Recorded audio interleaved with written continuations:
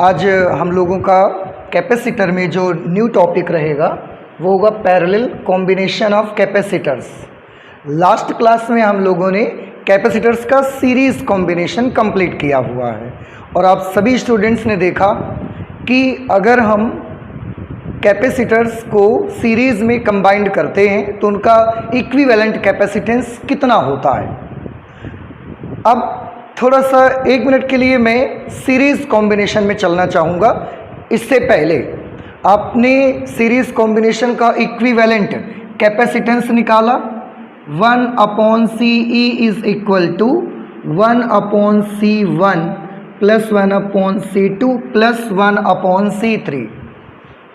इसके बाद जो मैंने आपको बताया कि कॉम्बिनेशन हम इसलिए करते हैं और कॉम्बिनेशन में हम ये फाइंड करना चाहते हैं कि सर्किट में जो भी हमने कैपेसिटर्स कंबाइंड किए हैं वो कितना चार्ज स्टोर करते हैं और कितना पोटेंशियल है उन सब के बीच का। तो मैं आपको बता दूं, सबसे पहले ऐसे क्वेश्चंस को करने में सबसे पहले आपकी C1 C2 C3 ये सब नॉन क्वांटिटीज़ होंगी, आपको ऑलरेडी मालूम होगा इनके बारे में। तो जब भी कभी आपको चार्ज की कैलकुलेशन करनी है, आपको वोल्टेज की कैलकुलेशन करनी है, एनर्जी की कैलकुलेशन आपको करनी है, उस समय स्टेप 1 आपकी होगी अगर सीरीज़ कॉम्बिनेशन। देखिए मैं पहले ही बता दे रहा हूँ बेटा कि हम पैरेलल की अभी बात नहीं कर रहे हैं, थोड़ा सा मैं पिछली क्लास के बारे में डिस्कस कर लेता हूँ आपसे। सबसे पहले हम ये फॉर्मूला अप्लाई करके आप CE फाइंड करेंगे, इक्विवेलेंट कैपेसिटेंस आप सबसे पहले फाइंड करेंगे। जब इक्विवेलेंट कैपेसिटेंस फाइंड हो जाएगा उसके बाद आप सबसे पहले चार्ज फाइंड करेंगे, टोटल चार्ज। ये थोड़ा सा स्टेप्स आप याद कर लें, आपको न्यूमेरिकल्स कैलकुलेट करने में इजी रहेगा कि सीरीज कॉम्बिनेशन में हमें चार्ज, वोल्टेज ये सब कैसे फाइंड आउट किया करेंगे। टोटल चार्ज Q कैलकुलेट करने के लिए हमारा फॉर्मूला रहेगा CE into V, equivalent capacitance into potential difference between point A and B, total potential difference. इससे आपका सर्किट में टोटल चार्ज कितना बैटरी ने दिया है और हर कैपेसिटर के प्लेट्स पर कितना चार्ज है वो यहाँ से आपको पता लग जाया करेगा। जब आपको चार्ज पता लग जाएगा उसके बाद वोल्टेज की अगर बात आएगी तो हमने देखा that in series combination voltage are distributed. जो वोल्टेज होता है वो डिस्ट्रीब्यूट हो जाता है, वो सभी कैपेसिटर्स के क्रॉस उनके कैपेसिटेंस के मुताबिक डिस्ट्रीब्यूट हो जाता है, बंट जाता है। तो हमने V1 V2 V3 वोल्टेजेस माने थे। अब ऐसी सिचुएशन पे अगर आपको V1 फाइंड करना है तो आपने फॉर्मूला भी देखा था, क्या फॉर्मूला था, Q/C1। Q कौन सा नोट करना है, टोटल चार्ज आपको लेना है। इसके बाद V2 के लिए Q/C2 और V3 के लिए क्या करेंगे, Q/C3। ओके, अच्छा, और ये तो हो गई आपकी कि कभी भी सीरीज कॉम्बिनेशन अगर दिया है तो C1 C2 C3 ये आपकी नोन क्वांटिटीज होंगी। अगर आप चार्ज और voltages across each capacitor find करना चाहते हैं, सबसे पहले आप इक्विवेलेंट कैपेसिटेंस फाइंड करिए by using this formula and afterwards you have to find the total charge in the circuit by using Q is equal to CE into V, where CE is equivalent capacitance, where V is the total potential difference across point A and B. Okay. And step 3rd, if you want to find out the potential difference across each and every capacitor, so by using this formula, V1 is equal to Q/C1, V2 is equal to Q/C2 and V3 is equal to Q/C3. You can also find voltages, potential differences across each and every capacitor. Okay, where Q is the total charge in the circuit. तो Q की जगह यहाँ और यहाँ ये value आप use करेंगे। इस तरह से आप सर्किट में टोटल चार्ज भी फाइंड कर लेंगे, आप हर कैपेसिटर की प्लेट के क्रॉस पोटेंशियल डिफरेंस भी फाइंड कर लेंगे। और अगर आपको एनर्जी फाइंड करनी है कि सर्किट में टोटल कितनी एनर्जी स्टोर हुई है, सर्किट में स्टोर्ड एनर्जी अगर आपको फाइंड करनी है तो आप फॉर्मूला अप्लाई करेंगे 1/2 CE into V square, where CE is the equivalent capacitance and V potential difference across point A and B. So this formula gives you the total energy stored in combination, stored in the total circuit, complete circuit. So these are some steps by which you can find all the things related to your numerical. तो numerical के लिए ये बहुत important है। Last class में मैंने इसका जिक्र नहीं किया था, लेकिन आज इसे आप अच्छे से समझ लें, तैयार कर लीजिए कि किस तरह से हम कैलकुलेट किया करते हैं charge, potential differences and energy stored by the circuit. आज हम लोग चलते हैं parallel combination of capacitors. Capacitors को, एक से ज़्यादा कैपेसिटर्स को हम पैरेलल ऑर्डर में कंबाइंड करना चाहते हैं। क्या होता है पैरेलल कॉम्बिनेशन, आप सभी स्टूडेंट्स देखें। वैसे तो मैंने लास्ट क्लास में पैरेलल कॉम्बिनेशन का थोड़ा सा जिक्र किया भी है और आई होप कि आपको याद भी होगा, पर मैं आज फिर से बता दूं कि पैरेलल कॉम्बिनेशन किस तरह का होगा। मैं इसको इरेज कर देता हूं, आप प्लीज़ इसे नोट कर लें। मैं यहां से इसको साफ कर देता हूं।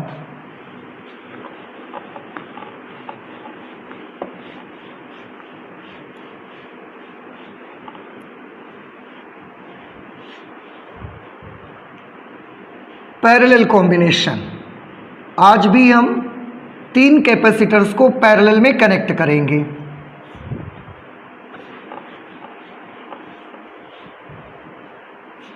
तीन कर सकते हैं, 4 कर सकते हैं, हम 3 कर लेते हैं, ना बहुत ज़्यादा करेंगे ना कम। हमें सिर्फ एक जनरल फॉर्मूला प्रिपेयर करना है और उसके लिए मैं 3 यहाँ पर यूज़ कर लेता हूँ। सीरीज कॉम्बिनेशन में भी मैंने 3 यूज़ किए थे। So these are 3 capacitors. Suppose इसका कैपेसिटेंस C1 है, इसका कैपेसिटेंस C2 है, इसका कैपेसिटेंस C3 है। तीनों कैपेसिटर, तीनों के capacitance C1, C2, C3। Parallel में जब हम कनेक्ट करते हैं तीनों को, तो उसका किस तरह से कनेक्शन किया जाएगा आप ध्यान से देखें। पैरेलल में कनेक्ट करने के लिए तीनों कैपेसिटर्स की पहली प्लेट एक पॉइंट से कनेक्ट होगी और तीनों कैपेसिटर्स की दूसरी प्लेट्स जो हैं वो एक दूसरे पॉइंट से कनेक्ट होंगी। जैसे आप ध्यान से देखें,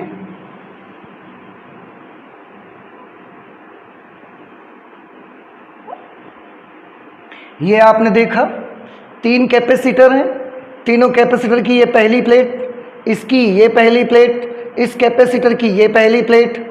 तीनों कैपेसिटर्स की पहली प्लेट एक बिंदु से जुड़ी हुई है, एक पॉइंट से जुड़ी हुई है।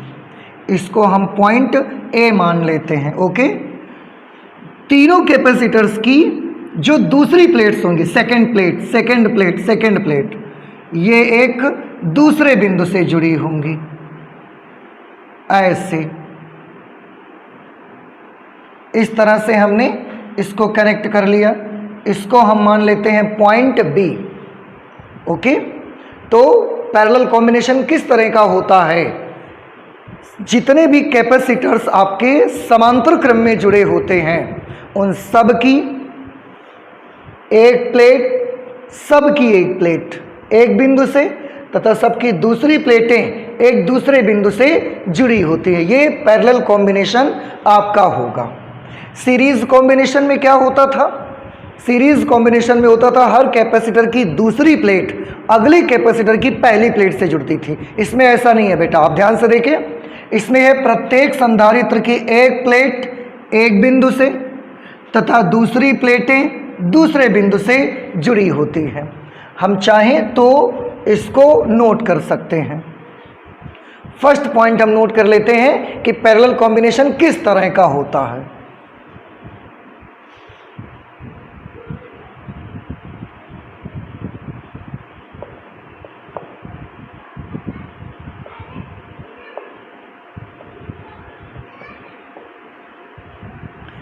संधारित्रों के समांतर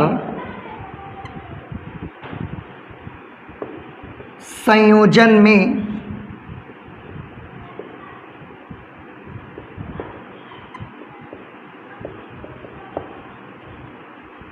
संधारित्रों के समांतर संयोजन में सभी संधारित्रों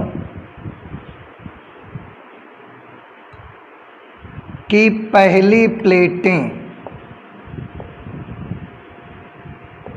एक बिंदु से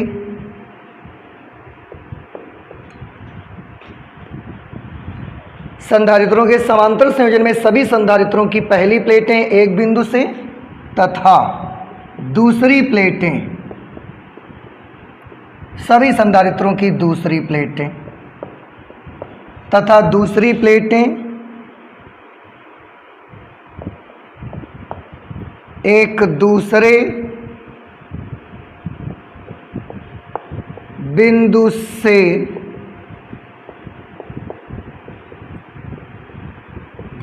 जुड़ी होती हैं। और आप देख भी रहे हैं कनेक्शन।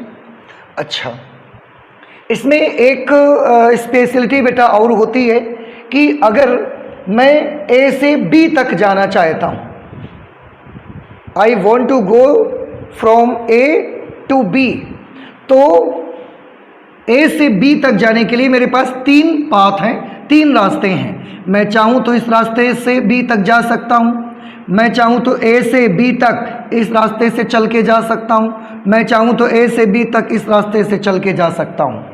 अगर मैं इस रास्ते से बी तक जाता हूं तो मुझे सिर्फ ये कैपेसिटर पार करना पड़ेगा, मुझे ये और ये कैपेसिटर पार करने की ज़रूरत नहीं पड़ेगी। अगर मैं इस रास्ते से जाऊंगा तो मुझे सिर्फ ये कैपेसिटर तो पार करना पड़ेगा, लेकिन मुझे बिल्कुल ज़रूरत नहीं है कि मैं इस कैपेसिटर को और इस कैपेसिटर को पार करूंगा, केवल इस कैपेसिटर को पार करूंगा और मैं बी तक पहुंच जाऊंगा।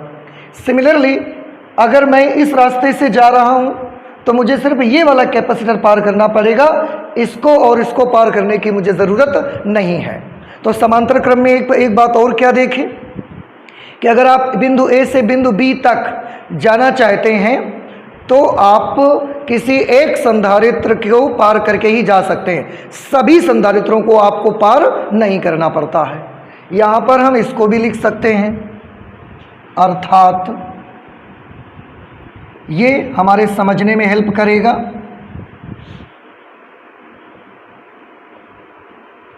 अर्थात चित्र में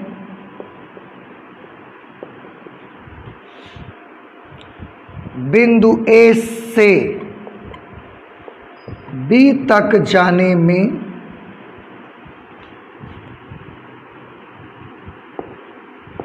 हमें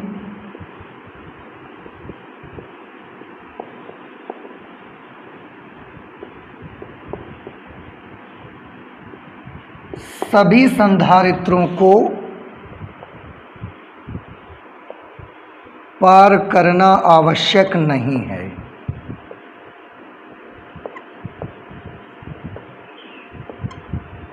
तो ये आपको हेल्प करेगा ये समझने में कि ये पैरेलल कॉम्बिनेशन है। और लास्ट क्लास में भी हमने आपको जिक्र किया था इन चीज़ों का।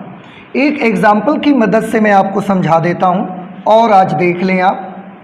जैसे ये कैपेसिटर्स हमने लगाए हुए हैं इस तरह से, ये ऐसे यहाँ पर कैपेसिटर्स लगे हुए हैं। यहाँ पर पॉइंट ए है और ये है पॉइंट बी। थोड़ा ध्यान से देखिएगा बेटा, इसको हम कैपेसिटेंस C1 मान लेते हैं, इसका कैपेसिटेंस C2 और इसका कैपेसिटेंस हम C3 मान लेते हैं। ओके, अब अगर ए से बी तक आपको जाना है तो ध्यान से देखिए, हमारे पास 2 रास्ते हैं। एक हम इस रास्ते से बी तक जा सकते हैं, एक हम इस रास्ते से भी बी तक जा सकते हैं। अगर हम इस रास्ते से बी तक जाते हैं तो मुझे केवल ये वाला कैपेसिटर क्रॉस करना पड़ेगा, इन दोनों कैपेसिटर्स को मुझे पार नहीं करना पड़ेगा। इसका मतलब क्या हुआ? और अगर मैं इस रास्ते से जाता हूं तो इन दो को पार करना पड़ेगा, इसको मुझे पार नहीं करना पड़ेगा। इसका मीनिंग आप समझे? इसका मीनिंग ये है कि कैपेसिटर जो C3 है ये कैपेसिटर C1 और C2 के कॉम्बिनेशन के पैरेलल है। कैपेसिटर C3 C1 के पैरेलल नहीं है केवल, या C3 केवल C2 के पैरेलल नहीं है। C3 जो है वो C1 और C2 दोनों के कॉम्बिनेशन के पैरेलल है। तो मैं यहाँ पर लिखे दे रहा हूँ, आप भी इसे नोट कर लेना। C3 C1 व C2 के संयोजन, C3 जो C3 है वो C1 और C2 के संयोजन के समांतर होगा।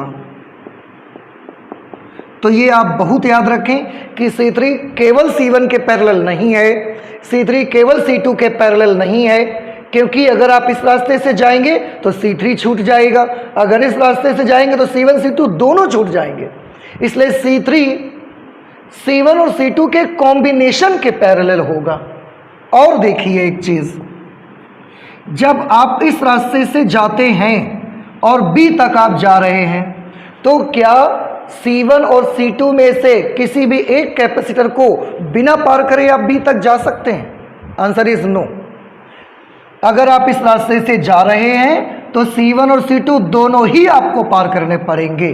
तो A से B तक जाने में अगर हमको C1 और C2 दोनों पार करने पड़ रहे हैं, इसका मतलब है कि C1 और C2 आपस में कौन से क्रम में हैं? श्रेणी क्रम में हैं। तो आप इसे बहुत याद रखें, C1 व C2 परस्पर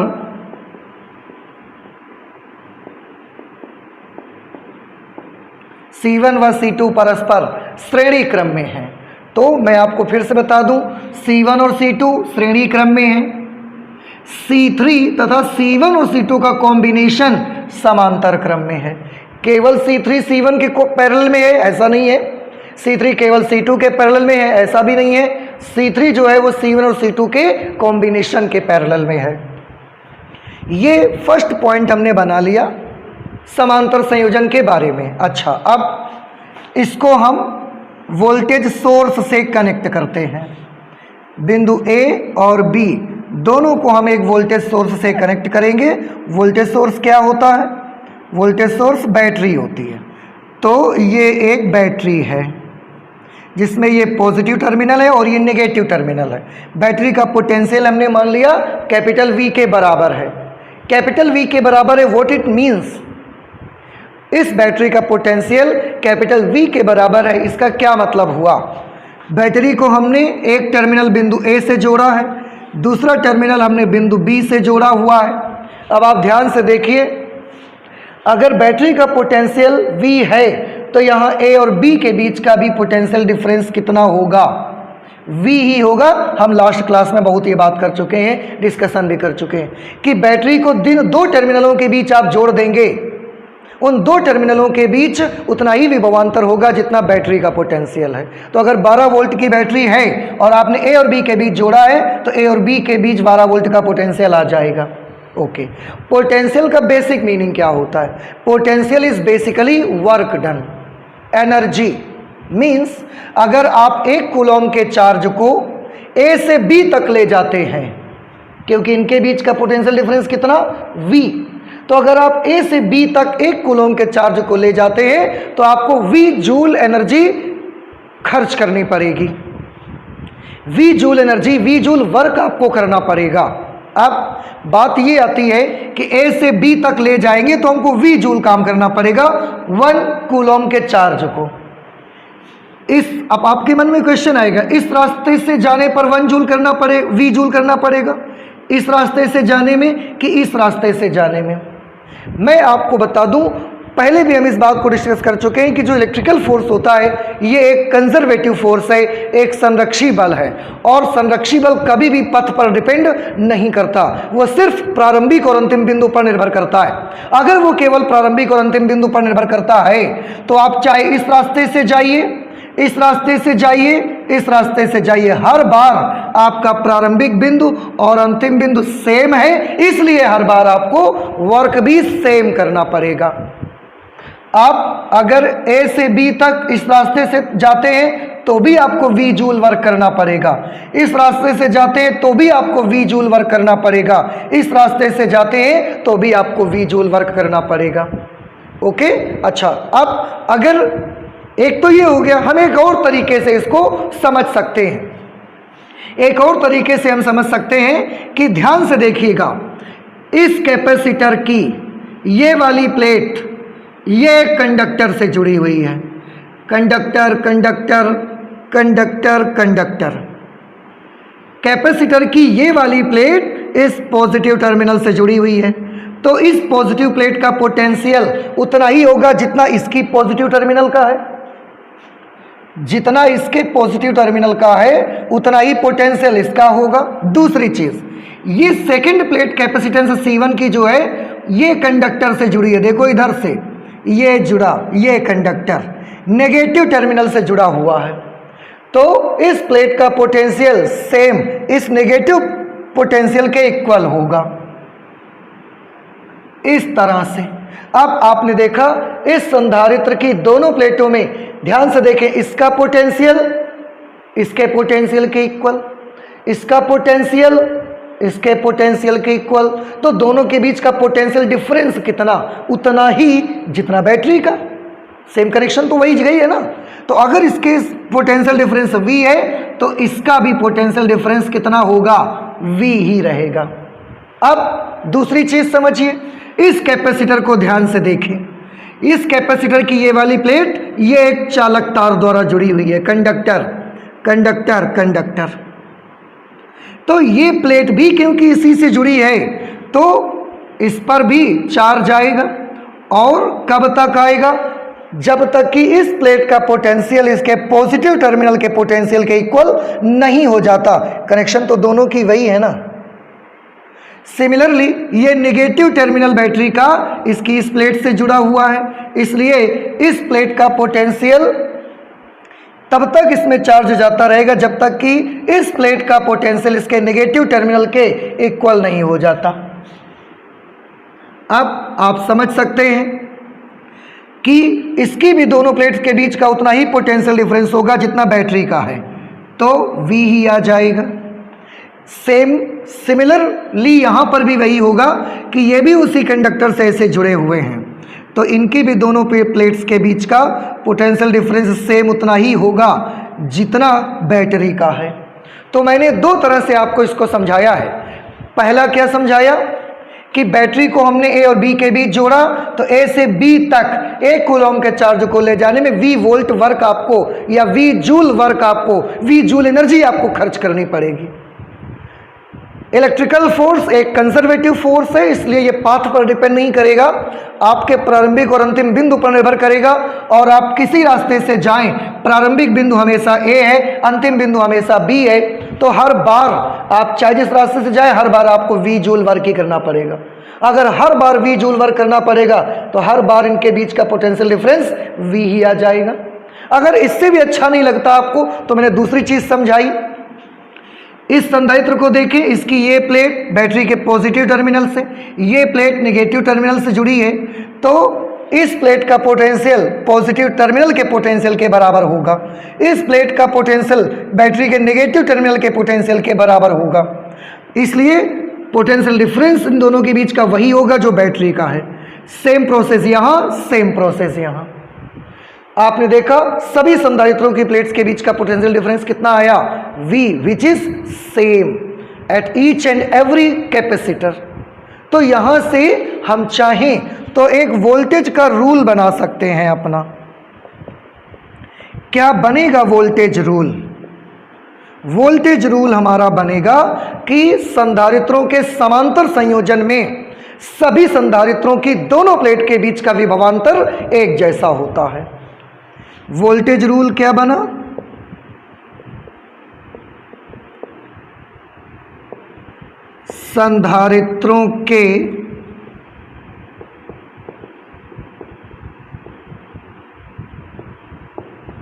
संधारित्रों के समांतर संयोजन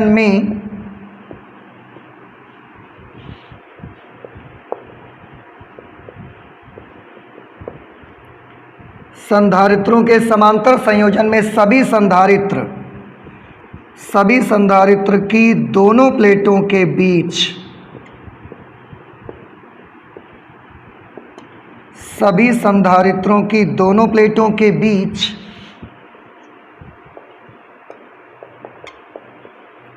विभवांतर समान होता है। अब समान होता है पर कितना होता है? तो ये उतना ही होता है जितना बैटरी का विभवांतर होता है। समान होता है तथा यह बैटरी के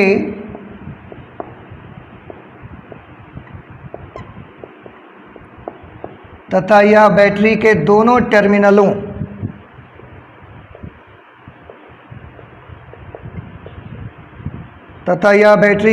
टर्मिनलों के विभवांतर के बराबर होता है। मैंने आपको दो तरह से समझाया और हर बार आप देखें सेम पोटेंशियल डिफरेंस आएगा। इसका मतलब कि अगर यहाँ 12 वोल्ट की बैटरी आपने लगाई है तो पैरेलल कॉम्बिनेशन में इसके सिरों के बीच का भी 12 वोल्ट, यहाँ भी 12 वोल्ट, यहाँ भी 12 वोल्ट पोटेंशियल डिफरेंस रहेगा। एक ये जो फिगर बना हुआ है, मैं इसमें थोड़ा सा और आपको बेटा दिखाना चाहता हूँ। एक तो ये बात आपने समझी ही थी, इस फिगर का इससे कोई लेना देना नहीं है, बट फॉर योर कन्वीनियंस आपको समझाने के लिए कुछ अच्छी बातें मैंने इस एग्जाम्पल का सहारा ले रखा है। मैं इसकी मदद से कुछ बातें आपको समझाना चाहता हूं। अभी मैं इसको इरेज कर दूंगा। ओके, आप थोड़ा ध्यान से देखिए। अगर ये सिचुएशन है और इसमें मैंने यहां पर एक बैटरी कनेक्शन दे दिया, पॉजिटिव टर्मिनल, नेगेटिव टर्मिनल, और ये battery V volt potential difference की है। इस बैटरी का पोटेंशियल डिफरेंस V वोल्ट है। तो ध्यान से यहां पर देखें कहां V वोल्ट होगा। बैटरी के दोनों टर्मिनल A और B में जोड़े हैं आपने, तो A और B के बीच का पोटेंशियल डिफरेंस V रहेगा। ध्यान रखें। अब इस रास्ते पे आइए, A और B के बीच का पोटेंशियल डिफरेंस V है। हम मान लेते हैं कि इसकी प्लेट्स के बीच में भी कुछ पोटेंशियल डिफरेंस आएगा, V3, इसके सिरों के बीच V1, इसकी प्लेट्स के बीच हम V2 मान लेते हैं। सभी बच्चे गौर से समझेंगे। और इधर A से B तक का पोटेंशियल डिफरेंस कितना है? अभी अभी आपने देखा V पोटेंशियल डिफरेंस है। अगर A से B तक के बीच का पोटेंशियल डिफरेंस V है तो इसके दोनों प्लेट्स के बीच का पोटेंशियल डिफरेंस V3 कितना होगा? सोचिए थोड़ा सा। बहुत सिंपल है। इसकी ये वाली प्लेट कंडक्टर से ये बैटरी से जुड़ी है, देखिए, तो इस प्लेट का पोटेंशियल उतना ही जितना इस पॉजिटिव टर्मिनल का। ये प्लेट जो है ये एक कंडक्टर के द्वारा, ये देखिए, नेगेटिव टर्मिनल से जुड़ी है, तो इसका पोटेंशियल उतना ही जितना इसके नेगेटिव टर्मिनल का। इसलिए अब आप ध्यान से देखें, इस प्लेट का पोटेंशियल पॉजिटिव टर्मिनल के बराबर, इस प्लेट का पोटेंशियल नेगेटिव टर्मिनल के बराबर, तो दोनों के बीच का विभवांतर बैटरी के विभवांतर के बराबर। ये तो बड़ा सिंपल है। इट मीन्स यहाँ जो V3 होगा वो किसके बराबर आएगा? V के बराबर। इस लाइन में सिंगल कैपेसिटर लगा हुआ है, तो इसकी दोनों प्लेट्स के बीच का विभवांतर बैटरी के विभवांतर के बराबर होगा। ठीक। अब थोड़ा सा जरा ऊपर वाली लाइन को देखिए, ऊपर वाले पाथ को देखिए। इस कैपेसिटर की ये वाली प्लेट देखिए कंडक्टर से पॉजिटिव टर्मिनल से जुड़ी हुई है, तो इस प्लेट का पोटेंशियल कितना? इस प्लेट का पोटेंशियल उतना ही जितना बैटरी के पॉजिटिव टर्मिनल का। ओके, तो इस प्लेट का पोटेंशियल बैटरी के पॉजिटिव टर्मिनल के बराबर। इधर नेगेटिव टर्मिनल देखिए, ये यहां से जुड़ा हुआ है, यहाँ से अगर मैं इसको कुछ और मान लेता हूँ, इस पॉइंट को मैं मान लूँ P, इस पॉइंट को मैं मान लूँ Q, तो P का पोटेंशियल कितना, बैटरी के पॉजिटिव टर्मिनल के बराबर, Q का पोटेंशियल कितना, बैटरी के नेगेटिव टर्मिनल के बराबर। इट मीन्स P और Q के बीच का विभवांतर कितना, V के बराबर। P का वोल्टेज और Q के वोल्टेज का जो अंतर होगा, P और Q के बीच जो विभवांतर होगा वो V के बराबर होगा। ध्यान रखिए इस चीज को, आपसे जरा सा भी गलती नहीं होनी चाहिए। आप ध्यान रखें, V वोल्ट का विभवांतर P से Q तक के बीच का है। इस संधारित्र की दोनों प्लेट के बीच का विभवांतर V नहीं है, और इस संधारित्र की भी दोनों प्लेट्स के बीच का विभवांतर V नहीं है। ये मैं आपको समझाना चाहता हूं। यहां इस लाइन में केवल एक सिंगल कैपेसिटर लगा था, इसलिए इस प्लेट का विभव और इस प्लेट का विभवांतर, दोनों प्लेट्स के बीच का विभवांतर बैटरी के विभवांतर के बराबर आ गया था। वहां ऐसा नहीं होगा। यहां बिंदु P और Q के बीच का पोटेंशियल डिफरेंस होगा V, लेकिन आप इसकी प्लेट के बीच का बोले और इसकी प्लेट्स के बीच का बोले, वो V के बराबर नहीं होगा। मीन्स V1 भी अकेले V के बराबर नहीं होगा, V2 भी अकेले V के बराबर नहीं होगा। V1 V2 जरूरी नहीं कि ये इक्वल होंगे और ये सब V के बराबर हों, ऐसा भी जरूरी नहीं है। लेकिन एक चीज जरूरी है, ध्यान से सभी देखें, यहां से यहां तक का विभवांतर कितना है, V। अब उसके बीच में दो पोटेंशियल्स आ रहे हैं, V1 और V2। एक बात तय है कि P से Q तक का पोटेंशियल डिफरेंस अगर V है तो ये V1 और V2 के एडिशन के बराबर होगा। मीन्स हम इसको लिख सकते हैं V1 plus V2 is equal to V। ये जरूर होगा। इसके सिरों के बीच का पोटेंशियल डिफरेंस, इसकी प्लेट्स के बीच का पोटेंशियल डिफरेंस, उन दोनों का सम जो होगा वो P और Q के बीच पोटेंशियल डिफरेंस से इक्वल आ जाएगा। लेकिन आप कहें कि इसके सिरों के बीच पोटेंशियल डिफरेंस V होगा, ऐसा नहीं है, ना इसके सिरों के बीच का पोटेंशियल डिफरेंस V होगा। तो ये मैं आपको समझाना चाहता हूं। आपको कनेक्शन बहुत देखनी पड़ेगी, बहुत ध्यान रखिएगा भाई आप, इसलिए ये मैंने एग्जाम्पल बना के रखा है, इसे नोट करें। मैं अभी इसको इरेज कर दूंगा। थर्ड जो इंपॉर्टेंट पॉइंट मैं देखना चाहता हूं, मैं चार्ज के लिए रूल बनाना चाहता हूं। What will be the rule for the charge in parallel combination? अब मैं इसको इरेज कर देता हूं। आई होप कि आपने नोट कर लिया होगा, नहीं किया है तो जल्दी से नोट कर लें आप इसको।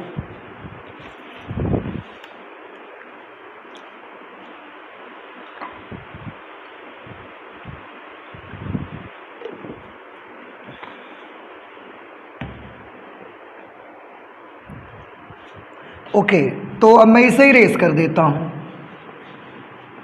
और मुझे उम्मीद है कि ये जो छोटे छोटे पॉइंट्स हैं आपको ये ज़रूर समझ में आए होंगे। बहुत इजी है, थोड़ा सा आप समझेंगे, थोड़ा सा आप ध्यान से देखेंगे, आपको सब कुछ आ जाएगा। चार्ज के लिए रूल बनाना चाहता हूं मैं। चार्ज के लिए क्या रूल है, थोड़ा सभी बच्चे गौर से देखें जरा।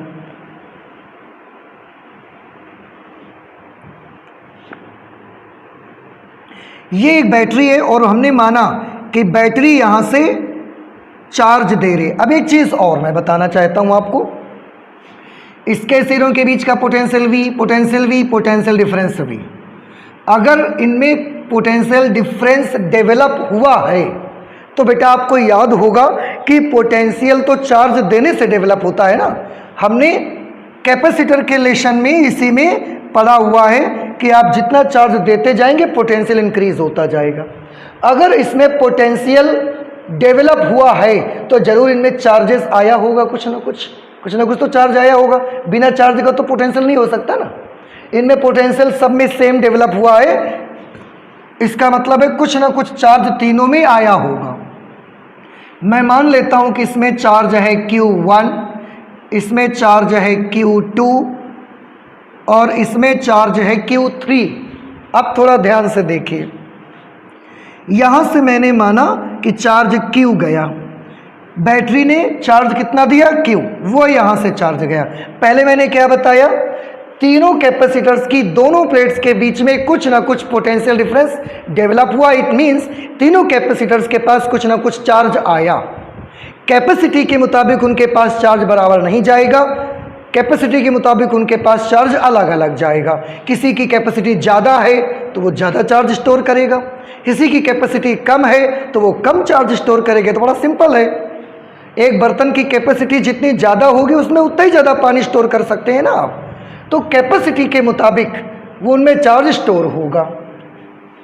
अब यहाँ से क्यू चार्ज अगर गया तो जब बेटा वो चार्ज यहाँ पर जंक्शन पे गया, क्यू चार्ज बैटरी ने दिया, वो क्यू चार्ज यहाँ पर आया जंक्शन में। जंक्शन के बाद चार्ज को जाने के 3 रास्ते हैं, आप देख रहे हैं।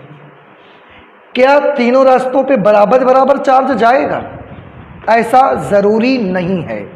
ऐसा ज़रूरी क्यों नहीं है? इसलिए कि अगर आपने चार्ज यहाँ से क्यू भेजा है तो यहाँ पर चार्ज जाने का जो पैटर्न होगा कि चार्ज किसको कम मिलेगा किसको ज़्यादा मिलेगा, it depends upon the capacitance of each and every capacitor. जिसकी कैपेसिटेंस ज़्यादा होगी उसके पास चार्ज ज़्यादा पहुँचेगा, जिसका कैपेसिटेंस कम होगा उसके पास चार्ज कम पहुँचेगा। क्यों? क्योंकि पोटेंशियल डिफरेंस सबका सेम है।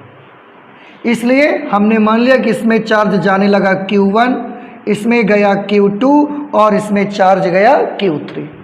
अब थोड़ा सा आप इसको देख सकते हैं, यहाँ से जब Q यहाँ तक गया, इसके बाद Q का एक पार्ट इधर चला गया Q1, एक पार्ट इधर चला गया Q2, एक पार्ट इधर चला गया Q3। चार्ज का क्या हो रहा है बताइए मुझे?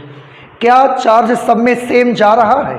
सेम नहीं जा रहा है, चार्ज का डिस्ट्रीब्यूशन हो रहा है। वोल्टेज सब में कैसा था? सेम। चार्ज सब में कैसा जाएगा? अलग अलग, यानी कि चार्ज का डिस्ट्रीब्यूशन हो जाएगा। सीरीज कॉम्बिनेशन में याद करिए, चार्ज सब में सेम गया था, पोटेंशियल डिस्ट्रीब्यूट हुआ था। आज पोटेंशियल सब में सेम है, चार्ज डिस्ट्रीब्यूट हो रहा है। तो मैं यहाँ पर क्या लिख सकता हूँ? संधारित्रों के समांतर संयोजन में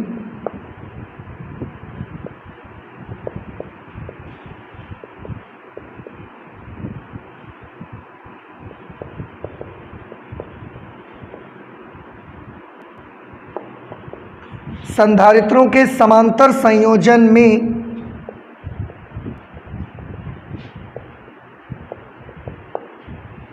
सभी संधारित्रों में आवेश की मात्रा अलग अलग होती है।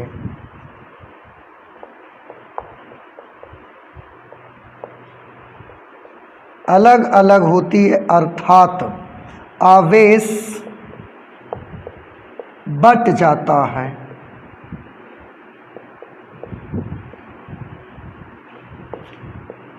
बट जाने का बेटा क्या मतलब है कि अगर यहाँ से 10 माइक्रोकूलम चार्ज गया है तो 10 का थोड़ा हिस्सा यहाँ जाएगा, थोड़ा यहाँ जाएगा, थोड़ा यहाँ जाएगा। हो सकता है 4 3 3 चला जाए, 4 3 7 3 10, ऐसा हो सकता है, तो डिस्ट्रीब्यूट हो जाएगा। इसलिए अब इस जंक्शन को देखकर आप एक बता सकते हैं, यहाँ से चार्ज कितना आया? Q1 Q2 Q3 यहाँ से जा रहा है। आप इस जंक्शन को देख करके बता सकते हैं कि जो Q की वैल्यू होगी वो Q1 Q2 और Q3 के प्लस के बराबर होगी। मीन्स हम लिख सकते हैं Q is equal to Q1 plus Q2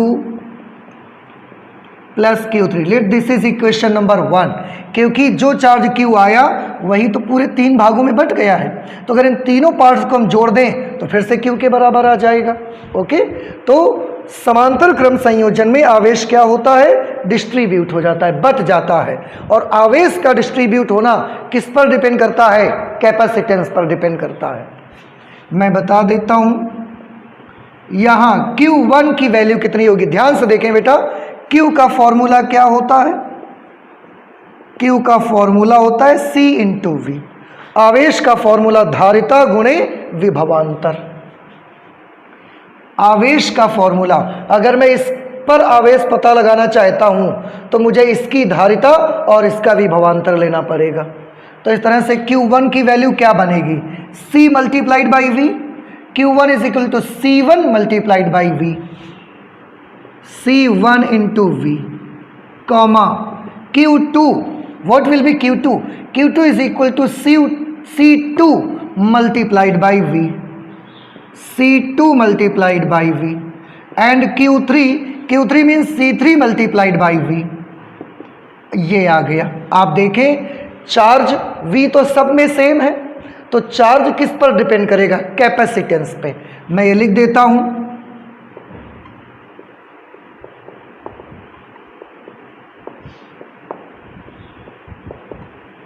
सभी संधारित्रों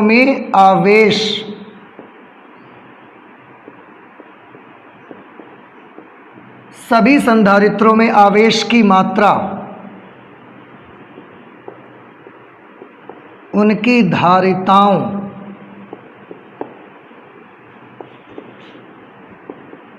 के अनुक्रमानुपाती होंगी, उनकी धारिताओं के अनुक्रमानुपाती होगी। मीन्स जिसकी धारिता जितनी ज़्यादा उसमें उतना ही ज़्यादा आवेश चला जाएगा, जिसकी धारिता कम होगी उसमें उतना ही आवेश कम जाएगा। अच्छा, अब ये हमने कर लिया। उसके बाद फोर्थ, अब हमको कैपेसिटेंस का रूल भी तो देखना है, तो कैपेसिटेंस के लिए क्या रूल आएगा उसको हम देखना चाहते हैं। आपको लास्ट क्लास में भी याद होगा, यही हम लोग करते थे। मुझे 3 रूल्स देखने होते हैं, वोल्टेज, चार्ज और कैपेसिटेंस। तो वोल्टेज का क्या होगा, फिर से एक बार, वोल्टेज सब में सेम आएगा पैरेलल कॉम्बिनेशन में। चार्ज डिस्ट्रीब्यूट हो जाएगा, चार्ज जो होगा वो बट जाएगा, ठीक है। कैपेसिटेंस के लिए देखो, चार्ज डिस्ट्रीब्यूट हुआ है, वोल्टेज सेम है, तो मैं चार्ज से स्टार्ट कर देता हूं, जो डिस्ट्रीब्यूट हुआ है उसी से स्टार्ट कर देता हूं। Q is equal to Q1 plus Q2 plus Q3। अगर मैं Q1, Q2, Q3 की वैल्यू अप्लाई कर दूंगा तो ये मुझे मिलेगा C1V plus C2V plus C3V। Okay, late this is equation number 2। अब थोड़ा ध्यान से देखें, अगर मैं एक ऐसा कैपेसिटर ढूंढ लेता हूं, इक्विवेलेंट कैपेसिटर के बारे में कल भी बेटा आपको बताया गया है। अगर मैं एक ऐसा कैपेसिटर ढूंढ लेता हूं जो उतना ही चार्ज स्टोर करता है जितना ये 3 मिलकर करते हैं, उतनी ही एनर्जी स्टोर करता है जितने ये तीनों मिलकर करते हैं, तो ऐसे कैपेसिटर को हम क्या बोलते हैं, ऐसे कैपेसिटर को हम बोलते हैं तुल्य संधारित्र, इक्विवेलेंट कैपेसिटर। और उसकी जो धारिता होगी, उसका जो कैपेसिटेंस होगा, उसको हम बोलेंगे इक्विवेलेंट कैपेसिटेंस, तुल्य धारिता। तो अगर इस परिपथ की बिंदु ए और बी के बीच तुल्य धारिता CE मान लेते हैं,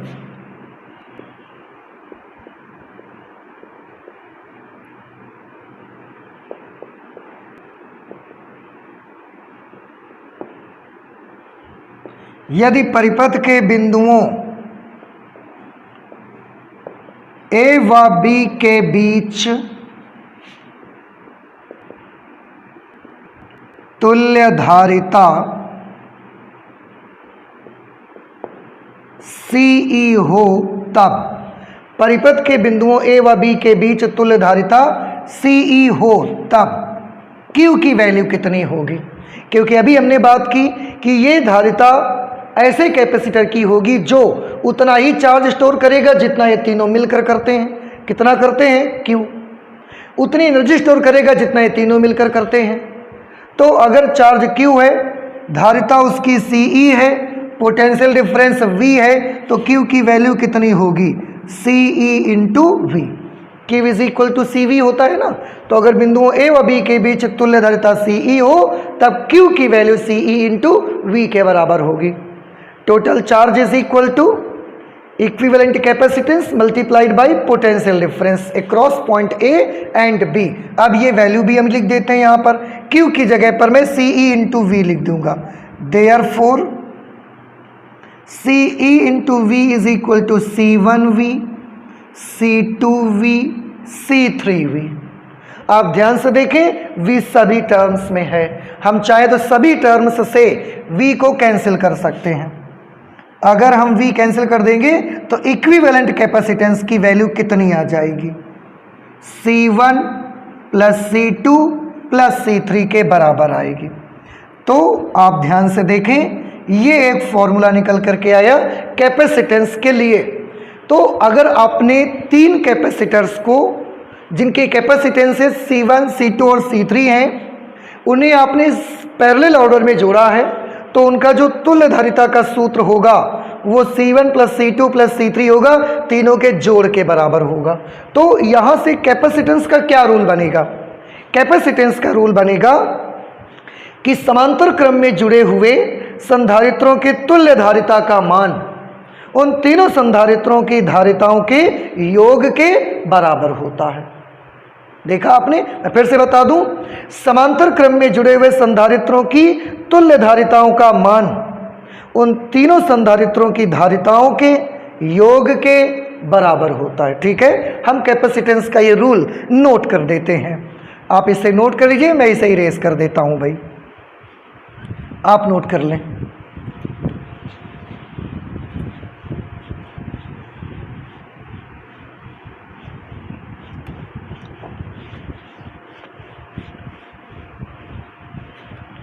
तो कैपेसिटेंस का मेरे पास रूल बना,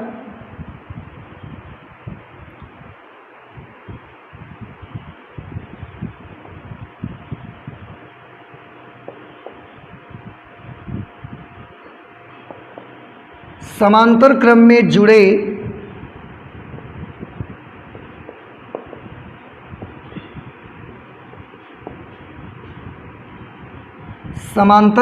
जुड़े सभी संधारित्रों की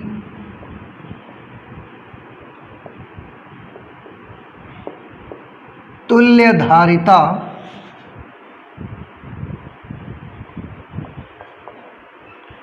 धारिता मीन्स इक्विवेलेंट कैपेसिटेंस, जिसे हम CE कहते हैं, उन सभी संधारित्रों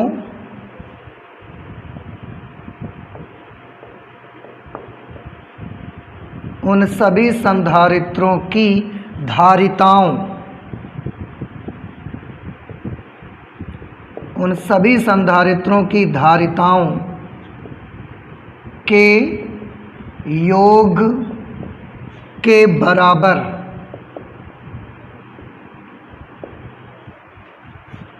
होता या होती है। ये कैपेसिटेंस का रूल बना पैरेलल कॉम्बिनेशन में। मैं एक बार फिर से पढ़ देता हूं। समांतर क्रम में जुड़े सभी संधारित्रों की तुल्य धारिता CE उन सभी संधारित्रों की धारिताओं के योग के बराबर होता है। सभी संधारित्रों की धारिताओं के योग के बराबर होता है। ठीक है, अच्छा, अब एक एग्जाम्पल की मदद से इसको क्लियर करिए। जैसे थोड़ा सा आप सोचिए कि मेरे पास, मैं एक एग्जाम्पल से इसको दिखाता हूं आपको।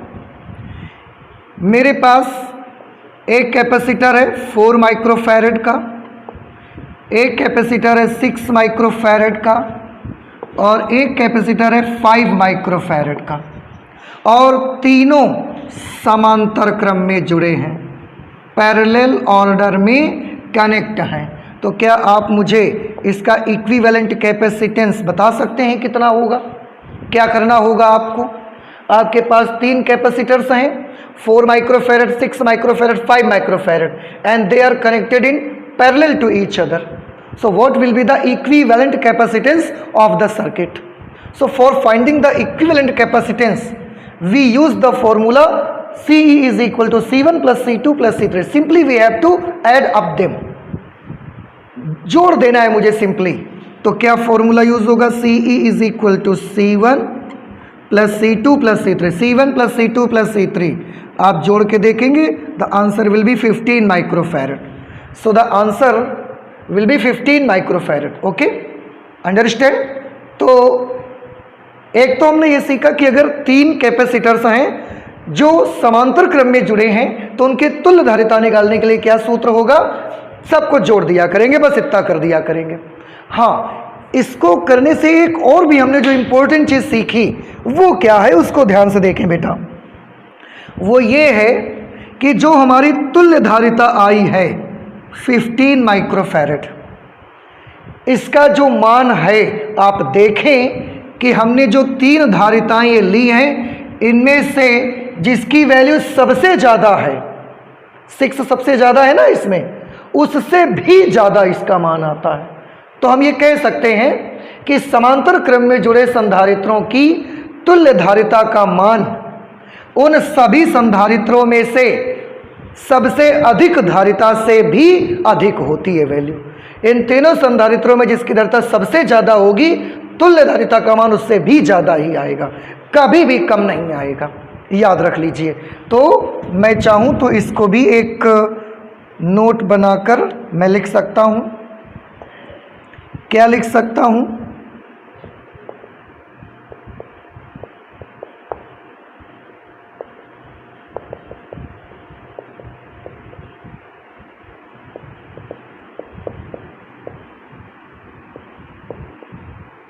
संधारित्रों के समांतर संयोजन में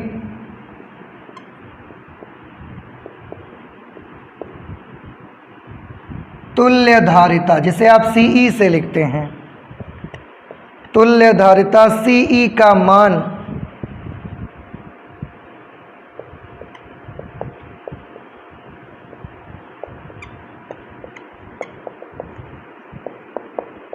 समांतर क्रम में जुड़े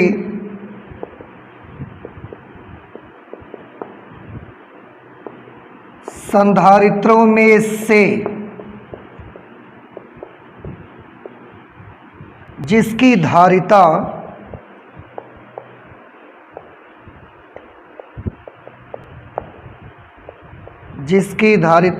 सबसे ज़्यादा होती है,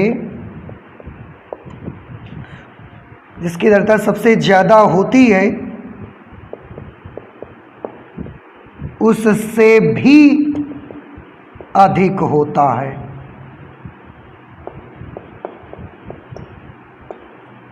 फिर से मैं पढ़ देता हूं। संधारित्रों के समांतर संयोजन में तुल्य धारिता का मान, तुल्य धारिता का जो मान होगा वो समांतर क्रम में जुड़े संधारित्रों में से जिसकी धारिता सबसे ज्यादा होती है उससे भी अधिक होता है उसका मान। अगर आपने 2 कैपेसिटर्स पैरेलल ऑर्डर में जोड़े हैं, एक जोड़ा है 1000 माइक्रोकूलम का और एक जोड़ा है 1 माइक्रोकूलम का, 5 माइक्रोकूलम का आपने जोड़ा हुआ है, तो एक 1000 माइक्रोकूलम, एक 5 माइक्रोकूलम, तो दोनों का कॉम्बिनेशन कितना आएगा? 1005 आया, जो कि 1000 से ज़्यादा है कि नहीं ज़्यादा है, जो सबसे बड़ा होगा उससे भी ज़्यादा आया करेगा। तो ये भी एक चीज़ आपको याद रखनी है कैपेसिटेंस के रूल में।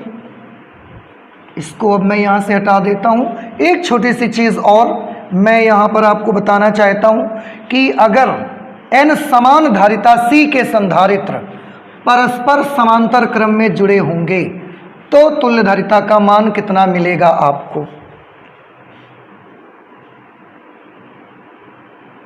5th, यदि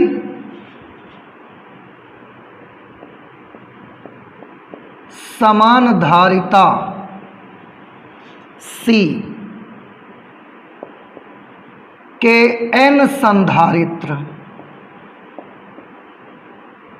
यदि समान धारिता C के n संधारित्र परस्पर समांतर क्रम में जुड़े हों तो परिपथ की तुल्य धारिता, फॉर्मूला क्या लगेगा? कितने संधारित्र हैं? n, सबकी धारिता कितनी है? C, तो फॉर्मूला लगेगा C1 + C2 + C3 करते हैं, C1 C2 C3 सब C ही है ही है, यहाँ पे सभी की धारिताएं C है, तो C + C + C up to n terms, ऐसे। तो CE will become n into C, C को n टाइम्स ऐड करेंगे, n into C। So this will be the equivalent capacitance when we connect n capacitors of same capacitance C in parallel order, उस situation पे तुल्य धारिता का यह सूत्र होगा। एक छोटा सा कंपैरिजन बेटा मैं आपको करके दिखाता हूं, आप थोड़ा सा ध्यान से देखिए। सीरीज कॉम्बिनेशन जब हमने किया था तो n समान धारिता के संधारित्रों को सीरीज कॉम्बिनेशन में जब हमने जोड़ा था, मैं यहाँ CE के बजाय CS लिख देता हूँ।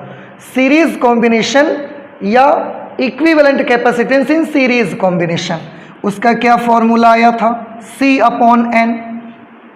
अगर वही n संधारित्र C धारिता के समांतर क्रम में जोड़ दिए जाएं तो उनकी तुल्य धारिता कितनी आती है? N/C। समझ आया आपको?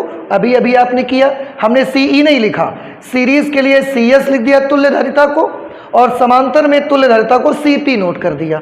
अब यहाँ पर एक रिलेशन है इस CS और CP के बीच। फिर से CS क्या चीज़ है? श्रेणी क्रम में संधारित्रों की तुल्य धारिता। CP क्या है? समांतर क्रम में संधारित्रों की तुल्य धारिता। अगर मैं यहाँ पर CP/CS करता हूँ तो क्या वैल्यू आएगी? CP के लिए आप NC लिखोगे, CS के लिए C/N, C से C cancel, CP/CS will be equal to N square, means CP will be equal to N square into CS। तो समांतर क्रम में संधारित्रों की तुल्य धारिता और श्रेणी क्रम में संधारित्रों की तुल्य धारिताओं के बीच ये एक रिलेशन होता है।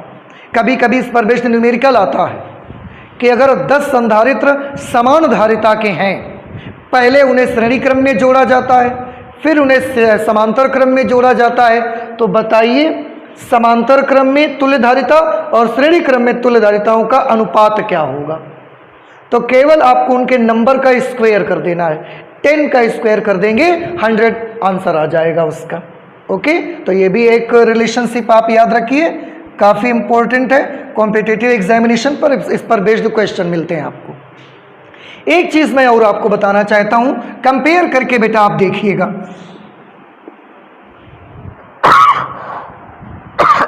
सॉरी, यहां पर आपको ध्यान करिए, क्लास 10th में आपने प्रतिरोधों का श्रेणी संयोग और प्रतिरोधों का समांतर संयोग आपने पढ़ा है।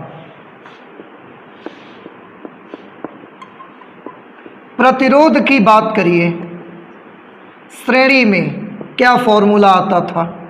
R equivalent is equal to R1 plus R2 plus R3। समांतर क्रम की बात करिए, क्या फॉर्मूला आता था? 1/R equivalent is equal to 1/R1 plus 1/R2 plus 1/R3।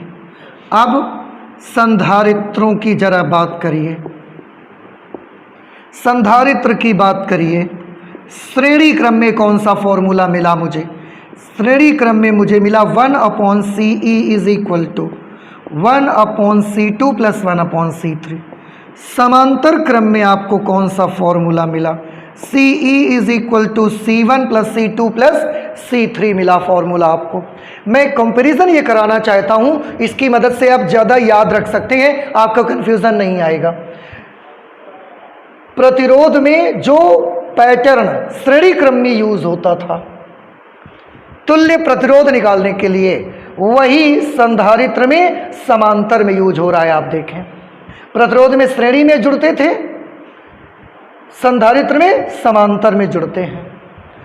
प्रतिरोध के लिए जो पैटर्न इक्विवेलेंट रेजिस्टेंस के लिए समांतर क्रम में था, संधारित्रों में इक्विवेलेंट कैपेसिटेंस के लिए वही पैटर्न श्रेणी क्रम में होता है। तो जिस तरह का फॉर्मूला प्रतिरोध में श्रेणी क्रम के लिए लगता है, संधारित्रों में उसी तरह का फॉर्मूला समांतर के लिए लगेगा। प्रतिरोधों में जो फॉर्मूला समांतर के लिए लगता था, उसी पैटर्न का फॉर्मूला कैपेसिटर्स में श्रेणी क्रम के लिए लगेगा। तो थोड़ी सी चीज़ें आपको याद रखनी है, और इस तरह से हमने समांतर क्रम में कॉम्बिनेशन की पूरी बातें कंप्लीट कर ली हैं। तो आज हम अपनी फिजिक्स के इस चैप्टर में इतना ही रखेंगे। कॉम्बिनेशन ऑफ कैपेसिटर्स हमने कंप्लीट कर लिया हुआ है। आगे नेक्स्ट और नए आर्टिकल के साथ मिलेंगे। तो चलते हैं, मिलते हैं नेक्स्ट लेक्चर पे। Thank you.